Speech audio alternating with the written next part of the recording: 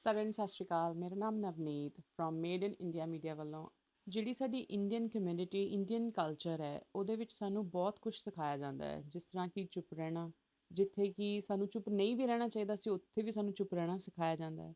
ਸਾਨੂੰ ਇਹ ਸਿਖਾਇਆ ਜਾਂਦਾ ਕਿ ਅਸੀਂ ਟਫ ਰਹੀਏ। ਕਦੇ ਲੜਕਿਆਂ ਨੂੰ ਬਹੁਤ ਜ਼ਿਆਦਾ ਸਿਖਾਇਆ ਜਾਂਦਾ ਹੈ ਕਿ ਰੋ ਨਾ। ਸਾਡੀ ਫੈਮਿਲੀਜ਼ ਦੇ ਵਿੱਚ ਇਹ ਦੱਸਿਆ ਜਾਂਦਾ ਹੈ ਕਿ ਜਿਹੜਾ ਘਰ ਦਾ ਮੈਟਰ ਆ ਉਹਨੂੰ ਘਰ ਦੀ ਚਾਰ ਦੀਵਾਰੀ ਵਿੱਚ ਰੱਖਿਆ ਜਾਵੇ, ਉਹਨੂੰ ਬਾਹਰ ਨਾ ਕੱਢਿਆ ਜਾਵੇ।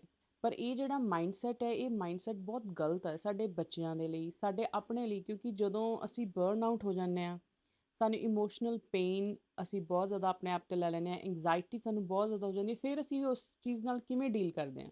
ਫਿਰ ਜਿਹੜਾ ਸਾਡਾ ਸਮਾਜ ਹੈ, ਜੋ ਸਾਡੀ ਇੰਡੀਅਨ ਕਮਿਊਨਿਟੀ ਹੈ, ਸਾਨੂੰ ਇੱਕ ਬੇਸਿਕਲੀ ਕਹਿਣ ਲੱਗ ਜਾਂਦਾ ਹੈ ਸਿੱਧਰੇ ਨੇ ਇਹਨਾਂ ਨੂੰ ਪਤਾ ਨਹੀਂ ਲੱਗਦਾ ਕੁਛ। ਇਹ ਜਿਹੜੀਆਂ ਚੀਜ਼ਾਂ ਨੇ ਸਾਡੇ ਲਈ ਬਹੁਤ ਜ਼ਿਆਦਾ ਖਰਾਬ ਨੇ। ਅੱਜ ਆਪਾਂ ਇੱਕ ਪ੍ਰੋਫੈਸ਼ਨਲ ਬੰਦੇ ਨਾਲ ਗੱਲ ਕਰਨ ਜਾ ਰਹੇ ਹਾਂ, ਜੋ ਕਿ ਸਾਨੂੰ ਇਸ ਸੈਟ ਚੋਂ, ਇਸ ਬਾਉਂਡਰੀਜ਼ ਚੋਂ ਅਸੀਂ ਕਿਵੇਂ ਬਾਹਰ ਆਉਣਾ ਹੈ।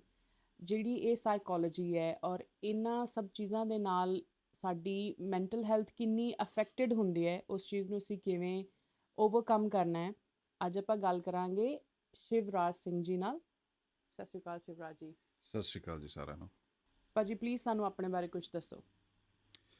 ਜੀ ਨਾਮ ਤੁਸੀਂ ਮੇਰਾ ਆਲਰੇਡੀ ਦੱਸਤਾ ਆਡੀਅנס ਨੂੰ। ਮੇਰਾ ਨਾਮ ਸ਼ਿਵਰਾਜ ਸਿੰਘ ਹੈ। ਮੈਂ ਇਸ ਟਾਈਮ ਪ੍ਰੈਕਟਿਸ ਕਰ ਰਿਹਾ ਐਜ਼ ਪ੍ਰਾਈਵੇਟ ਸਾਈਕੋਥੈਰੇਪਿਸਟ, ਕਲੀਨਿਕਲ ਕਾਉਂਸਲਰ, ਔਰ ਸਾਈਕੋਲੋਜਿਸਟ ਦੀ ਡਿਗਰੀ ਵੀ ਮੇਰੇ ਕੋਲ ਅਮਰੀਕਨ ਯੂਨੀਵਰਸਿਟੀ ਤੋਂ ਹੈ। It's not about degrees. ਅੱਜ ਆਪਾਂ ਗੱਲ ਕਰਾਂਗੇ ਕਿ ਲੋਕਾਂ ਦੇ ਵਿੱਚ ਜੋ ਕੁਝ ਹੋ ਰਿਹਾ ਹੈ ਉਸ ਨੂੰ ਆਪਾਂ ਕਿਸ ਤਰ੍ਹਾਂ ਐਡਰੈਸ ਕਰ ਸਕਦੇ ਹਾਂ। ਤੁਹਾਨੂੰ ਬਹੁਤ ਬਹੁਤ ਧੰਨਵਾਦ ਤੁਹਾਡਾ ਮੈਨੂੰ ਇੱਥੇ ਬੁਲਾਉਣ ਦੇ ਲਈ, ਤਾਂ ਕਿ ਲੋਕਾਂ ਦੀਆਂ ਮੁਸ਼ਕਲਾਂ ਜਾਂ ਲੋਕਾਂ ਦੀਆਂ ਗੱਲਾਂ, ਮਾਈਂਡ ਸੈਟ ਕਲੀਅਰ ਹੋ ਸਕੇ। ਥੈਂਕ ਯੂ ਜੀ। ਭਾਜੀ ਸਾਨੂੰ ਦੱਸੋ, ਤੁਸੀਂ ਇੱਕ ਸਾਈਕੋਲੋਜਿਸਟ ਔਰ ਇੱਕ ਥੈਰੇਪਿਸਟ, ਕਿਸ ਚੀਜ਼ ਨੇ ਤੁਹਾਨੂੰ ਇੰਸਪਾਇਰ ਕੀਤਾ ਹੈ ਬਣਨ ਲਈ? ਓਕੇ, ਬਹੁਤ ਅੱਛਾ ਸਵਾਲ ਹੈ। ਮੋਸਟ ਆਫ ਅਸ ਜਿਹੜੇ ਇਸ ਫੀਲਡ ਦੇ ਵਿੱਚ ਹੈਗੇ ਨੇ, ਉਹਨਾਂ ਦੀ ਇੰਸਪੀਰੇਸ਼ਨ ਹੁੰਦੀ ਹੈ ਵੈਨ ਦੇ ਆਰ ਵੈਰੀ ਐਮਪੈਥੈਟਿਕ, ਦੇ watch people suffering silently. Yes. So the people who actually understand and realize this, they always go for fields like psychotherapy, social work, counseling, and so does to me. ਮੇਰੇ ਲਈ ਵੀ ਮੈਂ ਬਹੁਤ ਸਾਰੇ ਲੋਕਾਂ ਨੂੰ ਇਸ ਚੀਜ਼ ਤੋਂ ਨਿਕਲਦੇ ਦੇਖਿਆ ਹੈ ਕਿ ਕਿਸੇ ਸਟਿਗਮਾ ਕਰਕੇ, ਫੈਮਿਲੀ ਰੀਜ਼ਨਸ ਕਰਕੇ they don't come out actually. they keep suffering in silence. तो इनफैक्ट मेरा अपना बचपन भी थोड़ा हार्ड सीखा, तो I can relate to it. ਔਰ ਮੈਨੂੰ ਲੱਗਦਾ ਹੈ ਕਿ ਇਸ ਚੀਜ਼ ਨੂੰ ਐਡਰੈਸ ਕਰਨਾ ਬਹੁਤ ਜ਼ਰੂਰੀ ਹੈ। ਤਾਂ ਸ਼ਾਇਦ ਇਸੇ ਕਰਕੇ ਹੀ ਆਈ ਪਿਕਡ ਅਪ ਦਿਸ ਫੀਲਡ। ਹਾਂਜੀ, ਮੈਨੂੰ ਵੀ ਕਿਤੇ ਨਾ ਕਿਤੇ ਇਹ ਲੱਗਦਾ ਕਿ ਸਾਡੀਆਂ ਇੰਡੀਅਨ ਕਮਿਊਨਿਟੀ ਦੇ ਵਿੱਚ, ਸਾਡੇ ਕਲਚਰ ਦੇ ਵਿੱਚ ਬਹੁਤ ਜ਼ਿਆਦਾ ਸਾਡੇ ਬੱਚੇ ਜਿਹੜੇ ਨੇ ਉਹ ਸਾਇਲੈਂਸ ਇੰਡਿਓਰ ਕਰਦੇ ਨੇ। ਉਹਨਾਂ ਨੂੰ ਹਰ ਇੱਕ ਜਗ੍ਹਾ ਚੁੱਪ ਕਰਾਇਆ ਜਾਂਦਾ। ਜੇ ਉਹਨਾਂ ਨੂੰ ਪਤਾ ਵੀ ਹੈ ਕਿ ਕਿਹੜੀ ਚੀਜ਼ ਸਹੀ ਹੈ, ਕਿਹੜੀ ਚੀਜ਼ ਗਲਤ ਹੈ, ਉਹਨਾਂ ਨੂੰ ਕਹਿੰਦੇ ਵੱਡਿਆਂ ਸਾਹਮਣੇ ਬੋਲੋ ਨਾ, ਉਹਨਾਂ ਨੂੰ ਦੱਸੋ ਨਾ। ਇਹ ਜਿਹੜੀਆਂ ਚੀਜ਼ਾਂ ਨੇ ਸਾਨੂੰ ਸ਼ਾਇਦ ਬੰਦ ਕਰ ਦੇਣੀਆਂ ਚਾਹੀਦੀਆਂ ਨੇ। ਸਾਨੂੰ ਹਮੇਸ਼ਾ ਆਪਣੇ ਬੱਚਿਆਂ ਨੂੰ ਖੁੱਲ੍ਹ ਕੇ ਬੋਲਣ ਦੇਣਾ ਚਾਹੀਦਾ ਹੈ। ਇਸ ਮਾਈਂਡਸੈਟ ਤੋਂ ਸਾਨੂੰ ਬਾਹਰ ਆਉਣ ਦੀ ਬਹੁਤ ਜ਼ਿਆਦਾ ਲੋੜ ਹੈ। ਭਾਜੀ ਜਿਹੜੀ ਸਾਡੀ ਮੈਂਟਲ ਹੈਲਥ ਹੈ compare to India, Australia, India ਦੇ ਵਿੱਚ ਸਾਡੀ ਜਿਹੜੀ ਮੈਂਟਲ ਹੈਲਥ ਨੂੰ ਕਿੱਦਾਂ ਅਸੀਂ ਦੇਖਦੇ ਹਾਂ ਅਤੇ ਆਸਟ੍ਰੇਲੀਆ ਵਿੱਚ ਕਿੱਦਾਂ ਦੇਖਦਾ, ਸਾਨੂੰ ਥੋੜ੍ਹਾ ਜਿਹਾ ਦੱਸੋ ਉਹਦੇ ਬਾਰੇ। ਇਹ ਵੀ ਬਹੁਤ ਅੱਛਾ ਸਵਾਲ ਤੁਸੀਂ ਪੁੱਛਿਆ ਹੈ ਕਿ ਸਾਡੇ ਇੰਡੀਅਨ ਦੇ ਵਿੱਚ ਨਾ ਹਮੇਸ਼ਾ ਤੋਂ ਜਦੋਂ ਸਾਡੀ ਅਪਬ੍ਰਿੰਗਿੰਗ ਹੁੰਦੀ ਹੈ, we are always taught be strong. ਹਾਂਜੀ। ਔਰ ਇਮੋਸ਼ਨਲ ਸਟਲ ਸਿਗਨਲਸ ਨੂੰ ਪਿਕ ਕਰਨਾ ਕਦੇ ਸਾਨੂੰ ਸਿਖਾਇਆ ਹੀ ਨਹੀਂ ਜਾਂਦਾ। ਬਿਲਕੁਲ। ਓਕੇ, ਸਾਨੂੰ ਹਮੇਸ਼ਾ ਤਗੜੇ ਬਣੇ ਰਹੋ, ਔਰ ਅੱਛੀਆਂ ਗੱਲਾਂ ਕਰੋ, ਮਾਂ ਬਾਪ ਦੀ ਇੱਜ਼ਤ ਕਰੋ। ਦੇਖੋ, ਸੰਸਕਾਰਾਂ ਦੇ ਵਿੱਚ ਕੋਈ ਪ੍ਰੋਬਲਮ ਨਹੀਂ ਹੈ, ਸੰਸਕਾਰ ਹੋਣੇ ਚਾਹੀਦੇ ਆ, ਬਟ ਇਮੋਸ਼ਨਲ ਲੇਬਲਿੰਗ ਜਾਂ ਇਮੋਸ਼ਨਲਸ ਨੂੰ ਅੰਡਰਸਟੈਂਡ ਕਰਨਾ ਬਹੁਤ ਜ਼ਿਆਦਾ ਜ਼ਰੂਰੀ ਹੈ ਨਾ। ਹਾਂਜੀ। ਸਾਡੇ ਵਿੱਚ, ਸਾਡੀ ਕਮਿਊਨਿਟੀ 'ਚ ਕਿਤੇ ਨਾ ਕਿਤੇ ਇਸ ਚੀਜ਼ ਨੂੰ ਲੈ ਕੇ, ਜੇ ਕੋਈ ਇਮੋਸ਼ਨਲ ਡਿਸਟਰੈਸ ਦੇ ਵਿੱਚ ਹੈ, ਜੇ ਕੋਈ ਗੱਲ ਵੀ ਕਹਿਣਾ ਚਾਹੁੰਦਾ, ਤਾਂ ਆਪਾਂ ਉਹਨੂੰ ਕਹਿੰਦੇ ਯਾਰ ਤੂੰ ਓਵਰ ਥਿੰਕਿੰਗ ਕਰ ਰਿਹਾ ਨਾ। ਓਵਰ ਥਿੰਕਿੰਗ ਨਾਲ ਜੋੜ ਦਿੱਤਾ ਜਾਂਦਾ ਹੈ, ਇਸ ਚੀਜ਼ ਨੂੰ ਵੀਕਨੈਸ ਨਾਲ ਜੋੜ ਦਿੱਤਾ ਜਾਂਦਾ ਹੈ, ਔਰ ਇਹ ਇੱਕ ਬਹੁਤ ਵੱਡੀ ਪ੍ਰੋਬਲਮ ਹੈ। ਹਾਂਜੀ। ਜੇ ਇਸ ਚੀਜ਼ ਤੋਂ, ਇਸ ਐਟੀਟਿਊਡ 'ਚੋਂ ਬਾਹਰ ਆਵਾਂਗੇ ਤਾਂ ਹੀ ਅਸੀਂ ਕਿਤੇ ਨਾ ਕਿਤੇ ਪਹੁੰਚ ਪਾਵਾਂਗੇ। ਔਰ ਦੂਸਰੀ ਤਰਫ ਮੈਂ ਆਸਟ੍ਰੇਲੀਅਨ ਸੋਸਾਇਟੀ 'ਚ ਦੇਖ ਰਿਹਾ ਕਿ ਦੇ ਓਪਨ ਦੀਸ ਥਿੰਗਸ ਵੈਰੀ ਓਪਨਲੀ, ਔਰ ਡਿਸਕਸ ਕਰਦੇ ਨੇ ਇਸ ਨੂੰ। ਉਹਨਾਂ ਕੋਲ ਇੱਕ ਸਟਰਕਚਰਡ ਅਪਰੋਚ ਹੈ ਇਸ ਚੀਜ਼ ਨੂੰ ਹੱਲ ਕਰਨ ਦੇ ਲਈ। They have got therapies, they have got counsellings, they have got other ways to handle it, like holistic ਚੀਜ਼ਾਂ ਨੇ ਉਹਨਾਂ ਕੋਲ। ਬਟ ਸਾਡਾ ਹਜੇ ਇਸ ਚੀਜ਼ ਵੱਲ ਮਾਈਂਡ ਖੁੱਲ੍ਹਿਆ ਨਹੀਂ ਹੈ। ਅਸੀਂ ਅਜੇ ਵੀ ਇਸ ਚੀਜ਼ ਨੂੰ ਇੱਕ ਵੀਕਨੈਸ ਸਮਝਦੇ ਹਾਂ। ਜੇ ਕਿਸੇ ਨੂੰ ਮੇਜਰ ਪ੍ਰੋਬਲਮ ਵੀ ਹੋਏ, ਕਲੀਨਿਕਲ ਡਿਪਰੈਸ਼ਨ ਵੀ ਹੋ ਜਾਏ, ਤਾਂ ਉਹਨੂੰ ਲੱਗਦਾ ਕਿ ਮੇਰੀ ਫੈਮਿਲੀ ਦਾ ਧੱਬਾ ਲੱਗੇਗਾ ਕਿ ਇਹਨਾਂ ਦੇ ਪਰਿਵਾਰ 'ਚ ਕੋਈ ਪਾਗਲ ਨਿਕਲ ਗਿਆ। ਤਾਂ ਇਹ ਵੱਡੀ ਚੀਜ਼ ਹੈ ਜਿਹੜੀ ਸਾਨੂੰ ਰੋਕਦੀ ਹੈ। ਮੈਨੂੰ ਲੱਗਦਾ ਸਾਡੀ ਜਿਹੜੀ ਇੰਡੀਅਨ ਕਮਿਊਨਿਟੀ, ਇੰਡੀਅਨ ਕਲਚਰ ਹੈ, ਉਹ 'ਚ ਆਪਾਂ ਜਿਹੜਾ ਪਾਗਲ ਵਰਡ ਹੈ ਨਾ, ਇਸ ਚੀਜ਼ ਤੋਂ ਬਹੁਤ ਜ਼ਿਆਦਾ ਡਰਦੇ ਹਾਂ। ਅਸੀਂ ਉਸ ਚੀਜ਼ ਨੂੰ ਪ੍ਰੋਪਰ ਡਾਇਗਨੋਜ਼ ਹੀ ਨਹੀਂ ਹੋਣ ਦਿੰਦੇ। ਅਗਰ ਇੱਕ ਬੱਚੇ ਨੂੰ ਡਿਪਰੈਸ਼ਨ ਹੈ ਜਾਂ ਇੱਕ ਪਰਸਨ ਨੂੰ ਡਿਪਰੈਸ਼ਨ ਹੈ, ਅਸੀਂ ਉਹਨੂੰ ਤੋਂ ਸਿਰਫ ਟੈਗ ਲਾ ਦਿੰਦੇ ਹਾਂ mental. Mental the. Yes but ਅਸੀਂ ਇਹ ਨਹੀਂ ਸੋਚਦੇ ਅਸੀਂ ਇਸ ਚੀਜ਼ 'ਚੋਂ ਬਾਹਰ ਆ ਸਕਦੇ ਹਾਂ ਅਗਰ ਅਸੀਂ ਗੱਲ ਕਰਾਂਗੇ, ਅਸੀਂ ਖੁੱਲ੍ਹ ਕੇ ਬੱਚੇ ਨਾਲ ਜਾਂ ਕਿਸੇ ਵੀ ਪਰਸਨ ਨਾਲ ਗੱਲ ਕਰਾਂਗੇ, ਅਸੀਂ ਇਹਨਾਂ ਸਭ ਚੀਜ਼ਾਂ 'ਚੋਂ ਬਾਹਰ ਆ ਸਕਦੇ ਹਾਂ। ਇਹ ਚੀਜ਼ ਸਾਡੇ ਕਲਚਰ ਦੇ ਵਿੱਚ ਹੈ ਹੀ ਨਹੀਂ। ਡੈਫੀਨਿਟਲੀ ਭਾਜੀ ਸਭ ਤੋਂ ਵੱਡੀ ਮਿਸਕਨਸੈਪਸ਼ਨ ਕੀ ਹੈ ਸਾਡੀ ਸੁਸਾਇਟੀ ਦੇ ਵਿੱਚ ਰਿਗਾਰਡਿੰਗ ਥੈਰੇਪੀ? ਥੈਰੇਪੀ ਨੂੰ ਲੈ ਕੇ ਸਾਡੇ ਲੋਕ ਪਹਿਲਾਂ ਇਹੀ ਸੋਚਦੇ ਜਦੋਂ ਵਰਡ ਥੈਰੇਪੀ ਆਉਂਦਾ ਹੈ ਕਿ it's for major sickness, mental sickness. ਹਾਂਜੀ। ਬਟ ਇਸ ਤਰ੍ਹਾਂ ਨਹੀਂ ਹੈ। ਥੈਰੇਪੀ ਅਸਲ ਦੇ ਵਿੱਚ word is designed to offer you more clarity, growth, relationship improvement, ਔਰ it's not just for crisis management, it's management of your stress. ਜੇ ਉਹਨੂੰ ਛੋਟੇ ਲੈਵਲ ਤੋਂ ਹੀ ਆਪਾਂ ਨਿਪ ਇਨ ਦਾ ਬਡ ਕਰ ਦਾਂਗੇ, ਉਹਨੂੰ ਉੱਥੇ ਹੀ ਰੋਕ ਦਾਂਗੇ, ਤਾਂ ਡੈਫੀਨੇਟਲੀ ਸਾਡਾ ਜਿਹੜਾ ਹੈਲਥ ਹੈ, ਓਵਰਆਲ ਹੈਲਥ ਇੰਪਰੂਵ ਹੋਏਗੀ। ਫਿਰ ਫਿਜ਼ੀਕਲ ਸਿੰਪਟਮਸ ਤੱਕ ਨਹੀਂ ਜਾਏਗੀ ਔਰ ਸਾਡੀ ਲਾਈਫ ਦੀ ਕੁਆਲਿਟੀ ਇੰਪਰੂਵ ਹੁੰਦੀ ਹੈ। ਤੋ ਸਾਨੂੰ ਉਹਦੇ ਨਾਲ ਇਹ ਲੇਬਲਿੰਗ ਨਹੀਂ ਕਰਨੀ ਚਾਹੀਦੀ ਕਿ that it's only for serious mental illness. ਲੋਕ ਨੋਰਮਲੀ ਸਪੋਜ਼ ਤੁਹਾਨੂੰ ਛੋਟਾ ਜਿਹਾ ਹਲਕਾ ਜਿਹਾ ਪੇਨ ਹੈ ਸਰੀਰ ਦੇ ਵਿੱਚ ਜੋ ਤੁਸੀਂ ਕਾਫੀ ਦੇਰ ਤੋਂ ਇੰਡੋਰ ਕਰ ਰਹੇ ਹੋ, ਤੁਸੀਂ ਡਾਕਟਰ ਕੋਲ ਵੀ ਤਾਂ ਜਾਂਦੇ ਹੋ ਨਾ। ਹਾਂਜੀ। ਤੋ ਸੇਮ ਵੇ ਤੁਸੀਂ ਥੈਰੇਪਿਸਟ ਕੋਲ ਜਾਓ, ਕਾਉਂਸਲਰ ਕੋਲ ਜਾਓ ਜਾਂ ਸਾਈਕੋਲੋਜਿਸਟ ਕੋਲ ਜਾਓ, ਯੂ ਹੈਵ ਟੂ ਗੋ। ਭਾਜੀ ਇੱਕ ਚੀਜ਼ ਹੋਰ ਦੱਸੋ, ਜਿਹੜੇ ਸਾਡੀ ਕਮਿਊਨਿਟੀ ਆ ਉਹ ਪ੍ਰੋਫੈਸ਼ਨਲ ਜਿਹੜੀ ਐਡਵਾਈਸ ਸੀਕ ਕਰਨ ਤੋਂ ਬਹੁਤ ਜ਼ਿਆਦਾ ਡਰਦੇ ਨੇ। ਉਹ ਬਹੁਤ ਜ਼ਿਆਦਾ ਡਰਦੇ ਨੇ ਕਿ ਸਾਡੇ 'ਤੇ ਕੋਈ ਧੱਬਾ ਨਾ ਲੱਗ ਜਾਵੇ। ਇਹਦੇ ਬਾਰੇ ਕੀ ਕਹੋਗੇ? ਇੱਥੇ ਫਿਰ ਉਹੀ ਗੱਲ ਆਉਂਦੀ ਹੈ ਜਿਵੇਂ ਆਪਾਂ ਪਹਿਲਾਂ ਗੱਲ ਕਹੀ ਕਿ ਇੱਕ ਸੋਸ਼ਲ ਆਈਡੈਂਟੀਟੀ ਦੀ ਗੱਲ ਆ ਜਾਂਦੀ ਹੈ ਕਿ ਲੋਕ ਮੈਨੂੰ ਇਸ ਤਰ੍ਹਾਂ ਜਾਣਦੇ ਨੇ, I am not a weak person. ਫਿਰ ਕੁਝ ਫੈਮਿਲੀ ਰੀਜ਼ਨਸ ਹੋ ਜਾਂਦੇ ਨੇ। ਤੀਸਰਾ ਡਰ ਹੁੰਦਾ ਜਿਹੜਾ ਅਕਸਰ very common thing that is ਲੋਕ ਕਿਆ ਕਹੇਂਗੇ, ਵਾਟ ਪੀਪਲ ਵਿਲ ਸੇ, ਰਾਈਟ। ਤਾਂ ਇਹਨਾਂ ਚੀਜ਼ਾਂ ਨੂੰ ਲੈ ਕੇ ਸਾਨੂੰ ਬੜਾ ਡਰ ਲੱਗਦਾ ਕਿ ਅਸੀਂ ਜੇ ਕਿਸੇ ਥੈਰੇਪਿਸਟ ਨੂੰ ਰਿੰਗ ਕੀਤੀ, ਉਹ ਮੈਨੂੰ ਜਾਣਦਾ ਹੋਇਆ ਜਾਂ ਉਹਨੂੰ ਕੋਈ ਜਾਣਦਾ ਹੋਇਆ। But people fail to understand that these spaces are actually well designed for confidentiality. ਹੁਣ ਮੈਂ ਵੀ ਐਜ਼ ਏ ਜਿਵੇਂ ਸਾਈਕੋਥੈਰੇਪਿਸਟ ਕੰਮ ਕਰ ਰਿਹਾ ਜਾਂ ਕਾਉਂਸਲਰ ਕੰਮ ਕਰ ਰਿਹਾ, ਤਾਂ the first thing we let know any clients is that deem this place to be very suitable for you, safe space, ਔਰ ਇੱਥੇ confidentiality element ਜਿਹੜਾ ਉਹ ਪ੍ਰਮੁੱਖ ਰਹਿੰਦਾ। ਤੁਹਾਡੀ ਕੋਈ ਵੀ ਗੱਲ ਇਸ ਰੂਮ ਤੋਂ ਬਾਹਰ ਨਹੀਂ ਜਾਏਗੀ। ਸੋ ਵੀ ਅੰਡਰਸਟੈਂਡ ਦੈਟ। ਇਹ ਚੀਜ਼ ਮੈਨੂੰ ਲੱਗਦਾ ਸਾਡੇ ਆਸਟ੍ਰੇਲੀਆ ਵਰਗੀਆਂ ਕੰਟਰੀਜ਼ ਦੇ ਵਿੱਚ ਜਿੱਥੇ ਆਪਾਂ ਰਹਿ ਰਹੇ ਹਾਂ, ਇਹ ਬਹੁਤ ਜ਼ਿਆਦਾ ਇੰਪੋਰਟੈਂਟ ਆ। ਲੋਕੀ ਇੱਥੇ ਅਗਰ ਤੁਸੀਂ ਇੱਥੇ ਤਾਂ ਜੇ ਕਿ ਕੋਈ ਕਿਸੇ ਦਾ ਖੂਨ ਕਰਦੇ ਤਾਂ ਨਹੀਂ ਉਹਦੀ ਸ਼ਕਲ ਦਿਖਾਉਂਦੇ, ਅਤੇ ਅਸੀਂ ਤਾਂ ਮਾੜੀ ਜਿਹੀ ਇੱਕ ਛੋਟੀ ਜਿਹੀ ਪ੍ਰੋਬਲਮ ਆ ਜਿਹਨੂੰ ਅਸੀਂ ਐਡਾ ਵੱਡਾ ਹਊਆ ਬਣਾਇਆ ਹੋਇਆ, ਫਿਰ ਵੀ ਅਸੀਂ ਉਸ ਚੀਜ਼ 'ਚੋਂ ਬਾਹਰ ਨਹੀਂ ਆ ਪਾ ਰਹੇ। ਐਗਜ਼ੈਕਟਲੀ, ਇਸੇ ਨੂੰ ਤਾਂ ਆਪਾਂ ਮਾਈਂਡਸੈਟ ਕਹਿੰਦੇ ਹਾਂ। ਹਾਂਜੀ ਕਿ ਸੈੱਟ ਹੈ ਇੱਕ ਚੀਜ਼ ਦੇ ਉੱਪਰ। ਭਾਜੀ, is mental health is still a taboo topic in a Indian families? Yes Indeed. ਇਹ ਬੜੀ ਅੱਛੀ ਗੱਲ ਤੁਸੀਂ ਕੀਤੀ ਹੈ ਕਿ ਇਹਨੂੰ ਵੀ ਲੋਕ ਡਿਸਕਸ ਕਰਨਾ ਨਹੀਂ ਚਾਹੁੰਦੇ। ਹਾਂਜੀ। ਔਰ ਜੇ ਕੋਈ ਕਰਦਾ ਵੀ ਹੈ ਤਾਂ ਵੈਰੀ ਪ੍ਰਾਈਵੇਟਲੀ ਇਨਸਾਈਡ ਦਾ ਫੈਮਿਲੀ। ਕਿਉਂਕਿ ਸਾਡੇ ਵਿੱਚ ਇੱਕ ਇਹ ਮੱਤ ਤਾਂ ਬਣੀ ਹੁੰਦੀ ਹੈ ਕਿ ਜੋ ਕੁਝ ਪਰਿਵਾਰ 'ਚ ਹੋ ਰਿਹਾ ਪਰਿਵਾਰ 'ਚ ਹੀ ਰਹੇ। ਹਾਂਜੀ। ਓਕੇ। ਔਰ ਇਹ ਉਦੋਂ ਹੀ ਪਤਾ ਲੱਗਦਾ ਹੈ ਜਦੋਂ ਕੁਝ ਵੱਡਾ ਕੰਮ ਹੋ ਜਾਂਦਾ ਹੈ ਵੀ ਉਸ ਬੰਦੇ ਨੇ ਆਪਣੀ ਵਾਈਫ ਦਾ ਗਲਾ ਕੱਢ ਦਿੱਤਾ, ਆਪਣਾ ਬੱਚਾ ਵੀ ਮਾਰ ਦਿੱਤਾ। I quote a recent incident, not that recent, but Melbourne 'ਚ ਸਭ ਨੂੰ ਪਤਾ ਸੀ ਕਿ ਇੱਕ ਲੜਕਾ ਸੀ, ਉਸਨੇ ਆਪਣੀ ਵਾਈਫ ਨੂੰ ਸਟੈਬ ਕੀਤਾ, ਮਲਟੀਪਲ ਸਟੈਬਸ। ਫਿਰ ਉਸਨੇ ਆਪਣੀ ਹੀ ਇੱਕ ਬੇਟੀ ਨੂੰ ਵੀ ਮਾਰ ਦਿੱਤਾ। So that was very sad event. But ਉਹੀ ਗੱਲ ਹੈ ਕਿ ਜੇ ਉਹ ਟਾਈਮਲੀ ਇੰਟਰਵੈਂਸ਼ਨ ਹੁੰਦੀ ਤਾਂ ਛੋਟੇ ਲੈਵਲ ਤੋਂ ਹੀ ਸਟ੍ਰੈਸ ਨੂੰ ਮੇਨਟੇਨ ਜਾਂ ਮੈਨੇਜ ਕਰਦੇ ਤਾਂ ਫਿਰ ਉਹ ਕ੍ਰਾਈਸਿਸ ਤੱਕ ਨਹੀਂ ਸੀ ਪਹੁੰਚਦਾ। ਹਾਂਜੀ। ਤਾਂ ਇਹੀ ਚੀਜ਼ ਹੈ ਕਿ ਉਸ ਟੈਬੂ ਨੂੰ ਸਾਨੂੰ ਸ਼ਨ ਕਰਨਾ ਪਏਗਾ, ਛੱਡਣਾ ਪਏਗਾ। ਆਸਟ੍ਰੇਲੀਆ ਦੇ ਵਿੱਚ ਵਾਟ ਆਈ ਸੀ ਕਿ ਹਾਂ, ਅੱਗੇ ਆਉਣ ਵਾਲੀ ਜਿਹੜੀ ਨੈਕਸਟ ਜਨਰੇਸ਼ਨ ਹੈ, ਜਿਹੜੇ ਯੰਗਸਟਰਸ ਨੇ, ਟੀਨੇਜਰਸ ਵੀ ਮੈਂ ਜਿਹਨਾਂ ਨੂੰ ਕਹੂੰਗਾ, they are actually changing those anomalies in our culture, ਉਹਨੂੰ ਚੇਂਜ ਕਰ ਰਹੇ ਨੇ। ਬਟ ਜੇ ਆਪਾਂ ਦੇਖੀਏ ਤਾਂ ਉਹਨਾਂ ਦੇ ਵਿੱਚ ਵੀ ਹੁਣ ਬਹੁਤ ਜ਼ਿਆਦਾ ਪ੍ਰੋਬਲਮ ਆ ਰਹੀ ਆ। ਬੱਚਿਆਂ ਨੂੰ ਵੀ ਬਹੁਤ ਜ਼ਿਆਦਾ ਮੈਂਟਲੀ ਪ੍ਰੈਸ਼ਰ ਕੀਤਾ ਜਾ ਰਿਹਾ ਪੇਰੈਂਟਸ ਵੱਲੋਂ ਕਿ ਤੁਸੀਂ ਵੈਸਟਰਨ ਚੀਜ਼ਾਂ ਨੂੰ ਨਾ ਅਪਣਾਓ। ਉਹ ਹਜੇ ਵੀ ਬੱਚਿਆਂ ਨੂੰ ਕਲੋਜ਼ ਨਿਟਡ ਰੱਖਣਾ ਚਾਹੁੰਦੇ ਨੇ। ਉਹਨਾਂ ਨੂੰ ਵੀ ਕਹਿੰਦੇ ਨੇ ਕਿ ਤੁਸੀਂ ਘਰ ਦੀ ਗੱਲ ਘਰ 'ਚ ਰੱਖੋ, ਬਾਹਰ ਨਾ ਕਰੋ। ਇਹ ਵੀ ਬਹੁਤ ਜ਼ਿਆਦਾ ਸਾਨੂੰ ਚੀਜ਼ਾਂ ਜਿਹੜੀਆਂ ਨੇ ਦੇਖਣ ਨੂੰ ਮਿਲ ਰਹੀਆਂ ਨੇ। ਇਹਦੇ ਵਿੱਚ ਇੱਦਾਂ ਹੈ ਕਿ ਅਸਲ ਦੇ ਵਿੱਚ ਸਾਡੀ ਕਮਿਊਨਿਟੀ ਨੂੰ ਇਹ ਚੀਜ਼ ਨਹੀਂ ਪਤਾ ਹੈਗੀ ਕਿ ਹਰ ਇੱਕ ਬੁੱਕ ਨੂੰ ਰਾਈਟ ਸ਼ੈਲਫ 'ਤੇ ਰੱਖਿਆ ਜਾਣਾ ਚਾਹੀਦਾ। ਹਾਂਜੀ।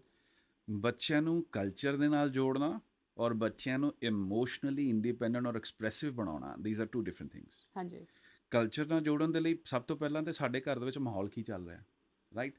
ਜੇ ਅਸੀਂ ਖੁਦ ਆਪ ਵਾਈਨ ਪੀਣ ਨੂੰ, ਦਾਰੂ ਪੀਣ ਨੂੰ ਜਾਂ ਦੂਜੀਆਂ ਚੀਜ਼ਾਂ ਨੂੰ ਇਹ ਸਮਝਦੇ ਹਾਂ ਕਿ ਇਟਸ ਅ ਕਲਚਰ, ਜਾਂ ਭੰਗੜਾ ਪਾਉਣ ਨੂੰ ਅਸੀਂ ਕਲਚਰ ਮੰਨਿਆ ਹੋਇਆ, ਤਾਂ that is not the hole culture, right. ਇਹ ਇੰਡੀਵਿਜੂਅਲੀ ਵੇਰੀ ਕਰਦਾ ਹੈ। ਜਿਹੜਾ ਟਰੂ ਕਲਚਰ ਹੈ ਕਿ ਮਾਂ ਬਾਪ ਦੇ ਅੱਛੇ ਸੰਸਕਾਰ, ਬੱਚਾ ਸੁਬਹ ਉੱਠ ਰਿਹਾ, ਮਾਂ ਬਾਪ ਦੇ ਪੈਰੀਂ ਹੱਥ ਲਾ ਰਿਹਾ ਔਰ ਮਾਂ ਬਾਪ ਦੀ ਰਿਸਪੈਕਟ ਕਰ ਰਿਹਾ, ਰਿਗਾਰਡ ਕਰ ਰਿਹਾ, ਉਹਨਾਂ ਦੀ ਗੱਲ ਸੁਣ ਰਿਹਾ, ਉਹ ਤਾਂ ਹੀ ਹੋਏਗਾ ਜੇ ਇੱਕ ਮਿਊਚੁਅਲ ਅੰਡਰਸਟੈਂਡਿੰਗ ਹੋਏਗੀ। ਹਾਂਜੀ। It's always a two ways road.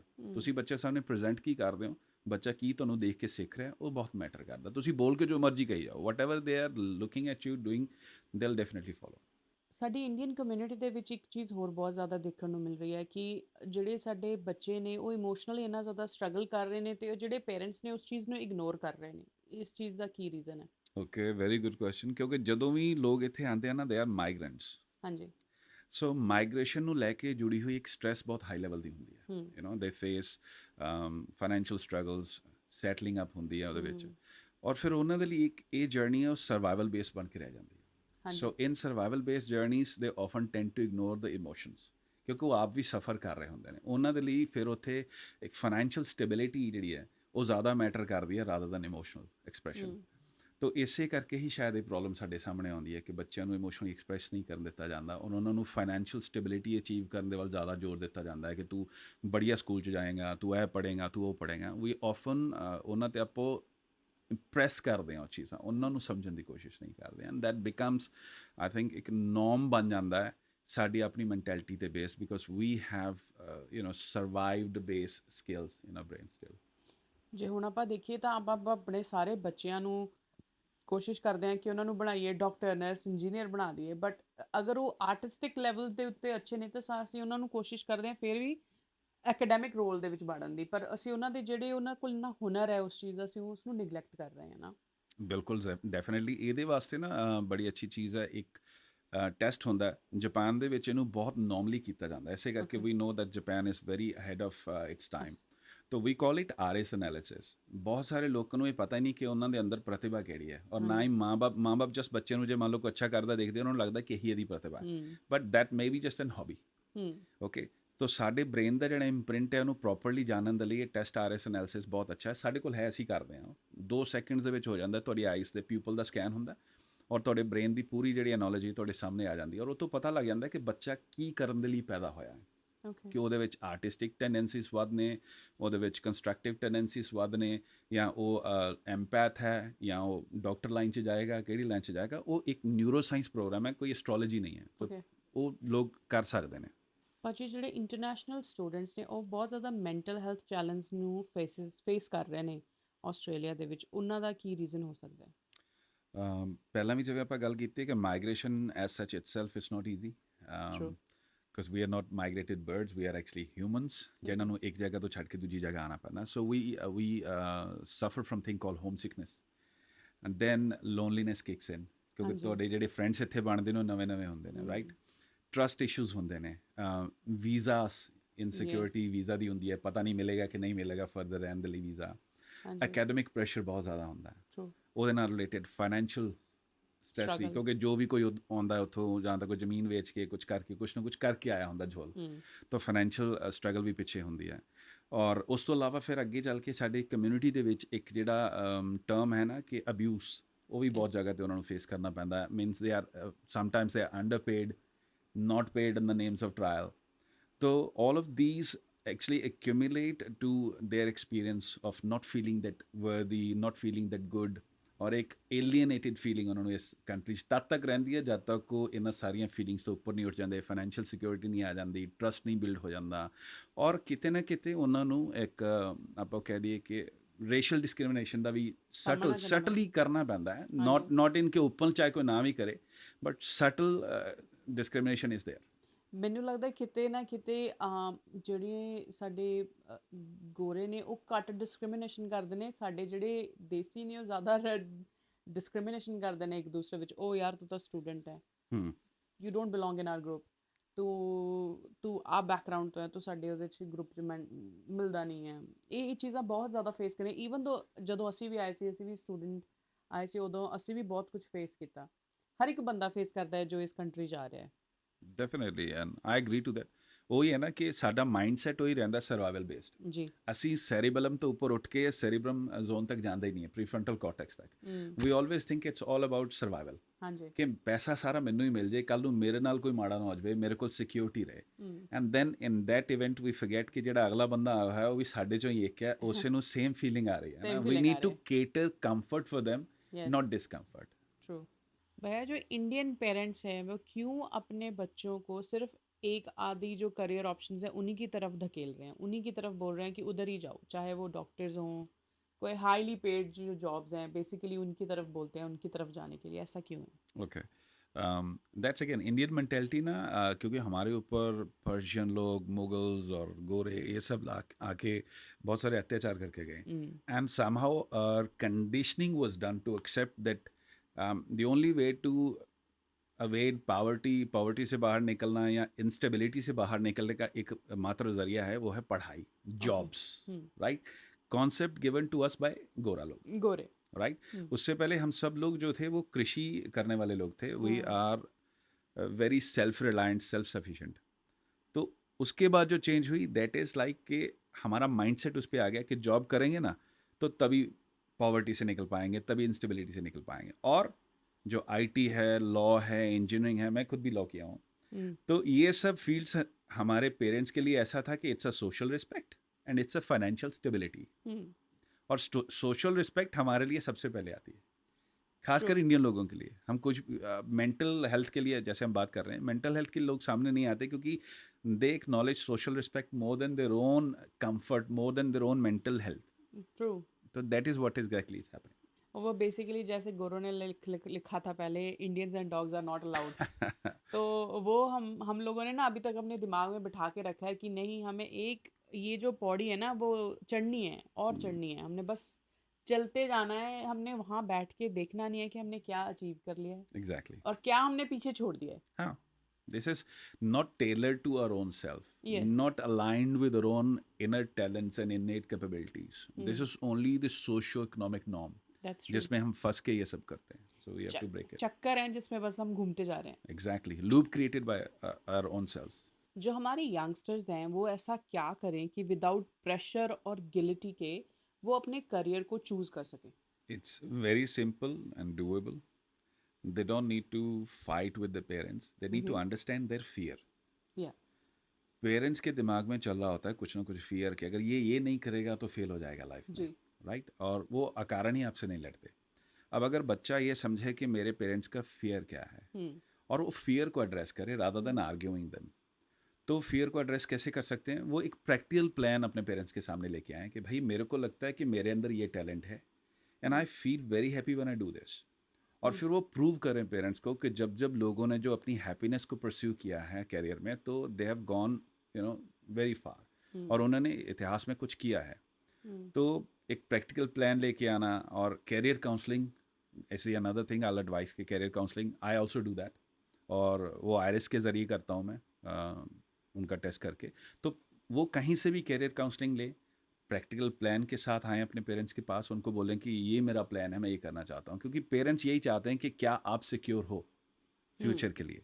तो बच्चा अगर इतनी रिस्पॉन्सिबिलिटी लेता है, बोलता है कि हाँ मेरे को इस चीज़ में करने में भी खुशी मिलती है और ये लाइफ में आगे बढ़ने में मेरी मदद भी करेगा, और मैं कैरियर काउंसलिंग भी लेना चाहता हूँ या मैंने ले रखी है और ये मेरे को उसके सामने निकल के आया है, तो फिर पेरेंट्स उसकी बात सुनेंगे। अब वो क्यों नहीं सुनते? क्योंकि अब भी हमको ये लगता है कि बच्चा अभी भी नैव है, छोटा है, तो वो उसकी शायद अक्ल उस लेवल पे नहीं है।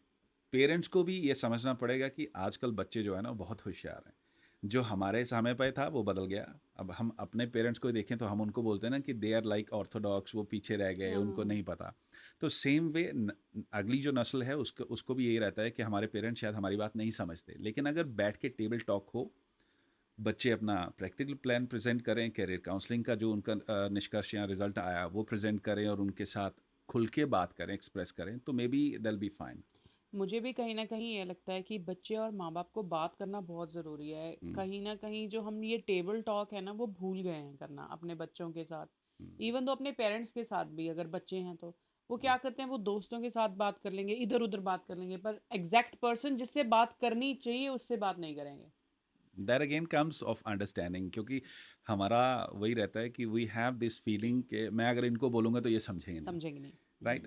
टेबल टॉक तभी होती है when you know that you are not going to go down the alley of arguments, you are going to go एक ऐसे एवेन्यू में जिस पे आप दोनों अपने प्रस्ताव रखो, आप दोनों अपनी बात रखो, और then you amicably agree to something that works out for whole family as such. True. भैया ट्रॉमा के जो हैं हिडन साइंस वो क्या हैं और जो हमारी इंडियन कल्चर इंडियन फैमिलीज में बहुत ज़्यादा देखने को मिलते हैं। ओके ये ऐसी चीज़ें हैं जो लोग अक्सर करते होंगे लेकिन इग्नोर कर जाते हैं and they think that's what they are. Hmm. छोटी छोटी बात पे गुस्सा आना, चिढ़ना, इरिटेट होना और बाद में बैठ के सोचना कि इतनी बड़ी बात तो थी नहीं, राइट। कॉन्फ्लिक्ट्स को अवॉइड करना, फेस नहीं करना। हम अक्सर बैठ के किसी के साथ बात नहीं करते हैं। किसी फ्रेंड ने आपके पैसे मार लिए, आप उसके साथ बात नहीं कर रहे हो, चाहे आपके पैसे आप हक मांग रहे हो लेकिन आप नहीं बात करना चाहोगे, तो that is again the avoidance attitude. Hmm. तो ये भी किसी ना किसी ट्रॉमा की वजह से आता है। मान लो आपके पेरेंट्स ने बचपन में आपको बहुत ज़्यादा डांटा, ओवर रिएक्शन किया कई चीज़ों पे, तो आपको लगता है कि आप ऊंची आवाज़ नहीं सुन पाओगे। अब अगर फ्रेंड से पैसे मांगने जाओगे तो वो नाराज़ हो जाएगा, हो सकता है कि बात बढ़ जाए, वो ऊंची आवाज़ में आपसे बात करे। तो अंदर का जो ट्रॉमा है, its stopping you from facing the conflicts. तो वो ऐसा भी होता है। फिर एक मूड स्विंग्स बहुत होते हैं उन लोगों के जो जो ट्रॉमा स्टोर करते हैं। Trust issues they hmm. Have, उनको किसी पे भी जल्दी ट्रस्ट नहीं होता है। और अनहैप्पीनेस उनके अंदर बनी रहती है। वो कोई ना कोई बहाना ढूंढते रहते हैं कि how can I make my self happy. कुछ अल्कोहलिक हो जाते हैं, चलो दोस्तों के साथ बैठ के अल्कोहल पीते हैं। कुछ बोलेगा यार मूवीज़ देखते हैं, कोई बोलेगा ये करते हैं। I am not saying these are not the entertainment ways, but these are again your avenue to escape the reality.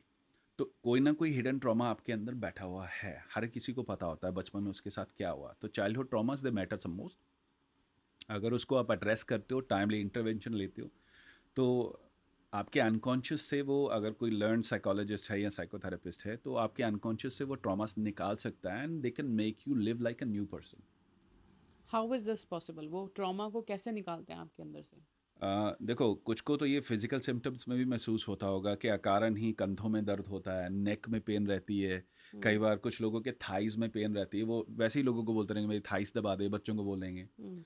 तो बॉडी भी स्टोर हाउस का है इस चीज़ों का, ट्रॉमा का। तो वो निकाला जा सकता है। आपको जब फिजिकल लेवल पे महसूस होता है या आपको मेंटल लेवल पे महसूस होता है, तो therapies there are designed, well equipped. अभी ऑस्ट्रेलियन सिस्टम हो चाहे अमेरिकन सिस्टम्स हो, इनमें थेरेपीज वेल डिज़ाइंड हैं जो आपको इन चीज़ों से निकाल सकती हैं। होलिस्टिक थेरेपीज होती हैं, ब्रेथ वर्क होता है, सोमैटिक ब्रेथ वर्क है, होलोट्रोपिक ब्रेथ वर्क है।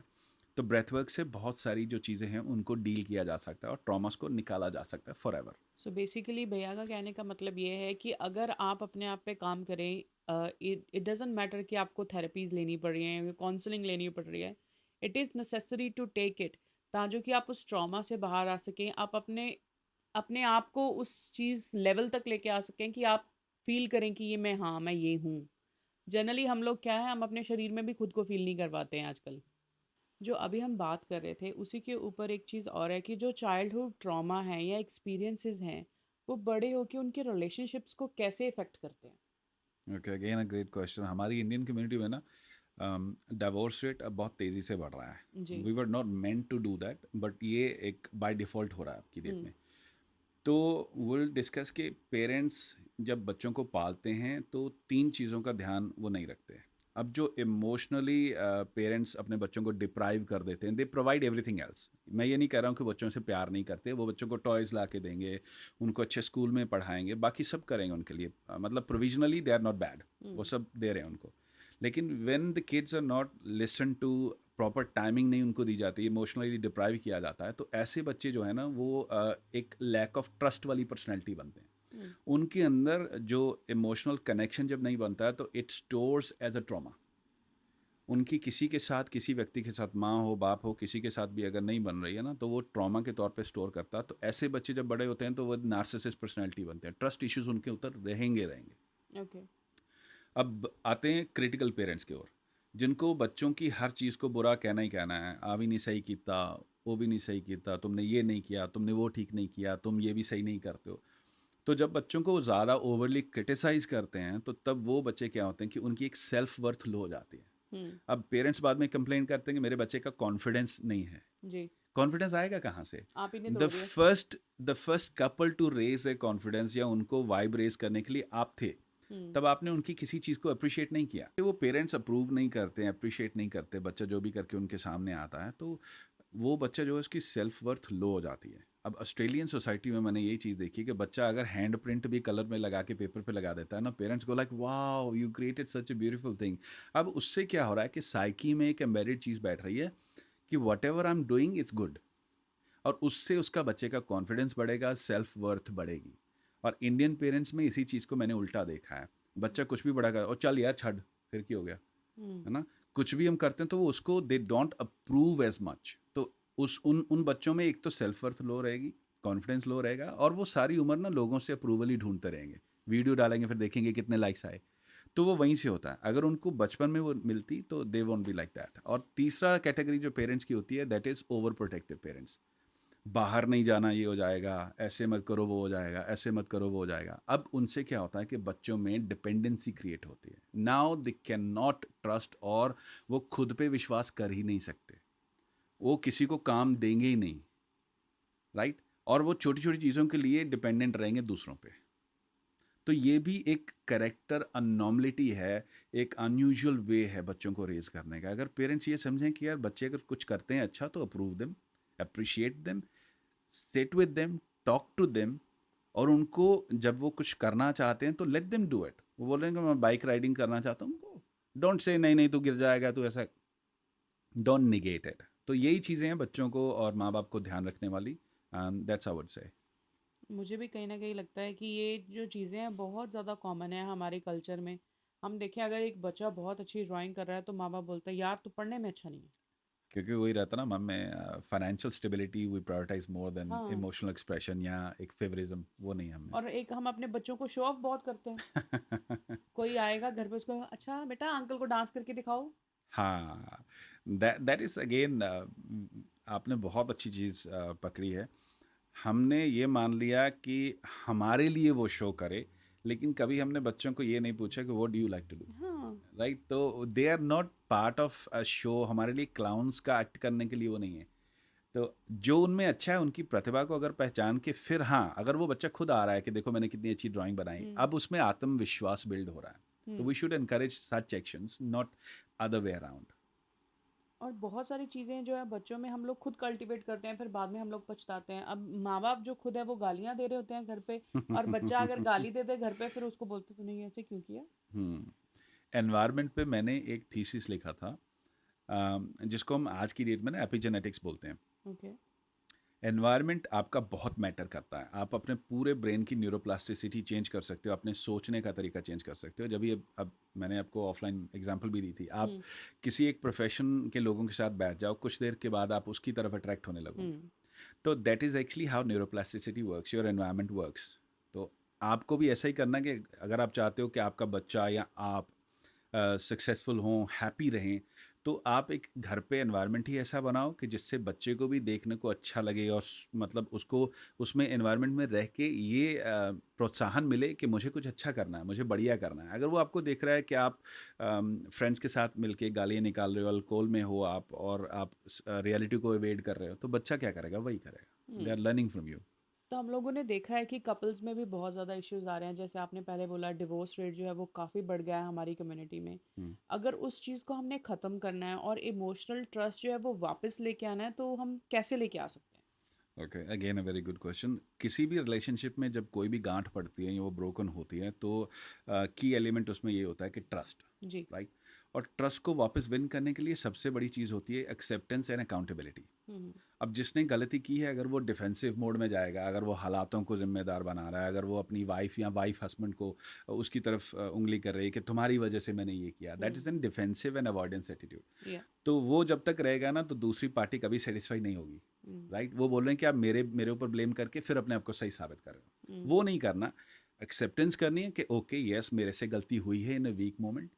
उसके बाद आना है अकाउंटेबिलिटी। ओके, मैंने ये किया, मुझसे गलत हो गया, एंड अब मैं ये नहीं करूँगा। Okay, you can just trust me और मेरे को टाइम दो। Okay, count on me. Ask for time. हुँ, उसके बाद आप थेरेपी सीख करो, आप किसी थेरेपिस्ट के पास जाओ, और जो भी आपकी स्पाउस है उसको ये यकीन दिलाओ कि मैं थेरेपी भी ले रहा हूँ इसके हुँ, मामले में, कि जो मैंने किया वो वीक मोमेंट कभी अगर लाइफ में दोबारा अगर आए भी, तो मैं उसको मेंटल स्टेबिलिटी के साथ उसमें से निकल जाऊँ। हुँ, और फिर आप एक प्लान बनाओ हुँ, कि क्या क्या हुआ था जिसकी वजह से आपकी लाइफ में ये हुआ, तो आप वो प्लान के ऊपर स्टिक रहो कि मैं आज के बाद ऐसा नहीं करूँगा, ऐसी पार्टीज़ में नहीं जाऊँगा, या ऐसे लोगों के साथ नहीं रुकूंगा जिनकी वजह से मुझे ये ऐसी काम करने की या नाजायज़ कुछ सोचने की प्रवृत्ति मिलती है, तो मैं ऐसे हुँ, लोगों के साथ नहीं बैठूंगा। तो ये सारी चीज़ें छोटी-छोटी, और दूसरा है सबसे बड़ी चीज़ जो है कि कांस्टेंट चेंज के लिए to be ready for a change, क्योंकि चेंज Yeah, अक्सर अनकंफर्टेबल हो जाता है। true. तो कपल्स उसके लिए अवेलेबल नहीं रहते, they don't want to change. Hmm. जब आप स्टेडी चेंज के लिए तैयार होते हो, आप बोलते हो कि मेरे को इसके लिए कुछ भी करना पड़े, थेरेपी लेनी पड़े और आपके साथ रहना पड़े ज़्यादा देर, तो मैं कुछ भी करूँगा, लेकिन आई एम अवेलेबल अकाउंटेबिलिटी के साथ, तो फिर वो हो जाएगा। इन अ एंड आप हमारी कम्युनिटी को क्या एक ऐसी पावरफुल एडवाइस देंगे कि वो अपनी फैमिली को रीबिल्ड कर सकें, अपनी, चाहे वो अपने पेरेंट्स के साथ हो, चाहे वो उसके पार्टनर के साथ हो, चाहे वो उनके बच्चों के साथ हो, क्या ऐसी एक चीज़ है जो हम कर सकते हैं? ओके, पहली बात इसमें ये है कि ये माइंडसेट को बाहर निकाल दें कि अगर मैं कोई थेरेपी या अगर कोई हेल्प सीख कर रहा हूँ तो I am a weak person. या So this is not the sign of weakness. This is actually the sign to show that you are responsible. You are क्योंकि strong. yes, you are responsible, you are strong. क्योंकि जब हम ऐसा mindset रखेंगे तो हम वो कर पाएंगे जो अपनी फैमिली के लिए जो ज़रूरी है।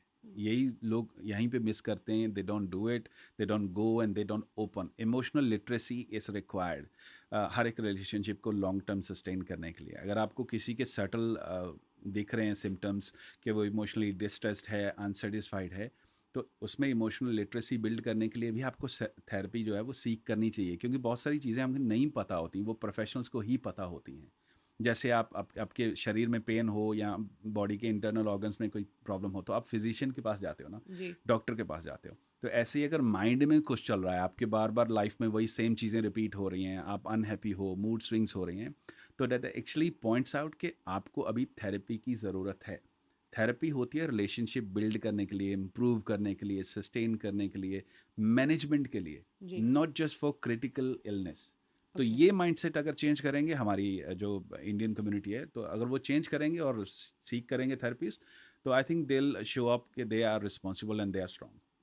थैंक यू शिवराज जी, हमारे साथ इतनी बात करने के लिए, हमें इतनी अच्छी एडवाइस देने के लिए कि हमें सिर्फ़ और सिर्फ एक एडवाइस सीख करनी है एक प्रोफेशनल पर्सन से कि हम अपने आप को कैसे चेंज करें, अपना माइंडसेट कैसे चेंज करें और हम अपने नेगेटिव थॉट्स को पॉजिटिविटी में कैसे लेके जाएं, which is really crucial for us. Thank you. Thank you so much. Thank you जी, धन्यवाद। So, guys, if you need any professional advice regarding your mindset, how you want to change from negative to positive mindset, please seek advice from a professional. And one we have is Shivraji. Shivraji, please हमें बताएं अगर हमें आपको contact करना है तो हम आपको कैसे कांटेक्ट कर सकते हैं. जी, मैं इस वक्त जो अपनी प्रैक्टिस कर रहा हूँ साइकोथेरेपी और काउंसलिंग क्लिनिक और चला रहा हूँ, तो वो क्लाइड में है, मेलबर्न के साउथ ईस्ट में। आप मुझसे फेसबुक के ज़रिए या टिकटॉक के ज़रिए भी कांटेक्ट कर सकते हैं। मेरा वेबसाइट भी है www.talkspace369.com.au, और मेरा फ़ोन नंबर है 0430110734। मैं एनडीआईएस के क्लाइंट्स भी लेता हूँ, और जिनको कोई फाइनेंशियल डिफ़िकल्टी होती है, मैं उनको स्पेशल डिस्काउंट भी देता हूँ अपनी फ़ीस में से। ऐसा नहीं है कि I am already like money focus, money है by default, but I am really there for my community. अगर आपको कुछ भी मेंटली सही नहीं फ़ील हो रहा है, आपको लगता है आप रिलेशनशिप्स टोर्न अपार्ट हो रहे हैं, आप खुद भी अच्छा फ़ील नहीं कर रहे हो और कुछ भी वर्कआउट नहीं कर रहा है, any time you can reach out to me. मेरा टिकटॉक पेज भी आप फॉलो कर सकते हो, डॉक्टर शिवराज सिंह के नाम पे ही है मेरा टिकटॉक पेज। मैं अक्सर वीडियोस बनाता रहता हूँ लोगों के लिए। जूम सेशंस मेरे पास अवेलेबल हैं, अगर आप दूर से हो, नहीं आ सकते हो, तो you can just call me, ring me, और जूम सेशन भी हम कर सकते हैं। धन्यवाद। If you like our podcast, please like, share, and subscribe. Keep watching Made in India Media. Thank you.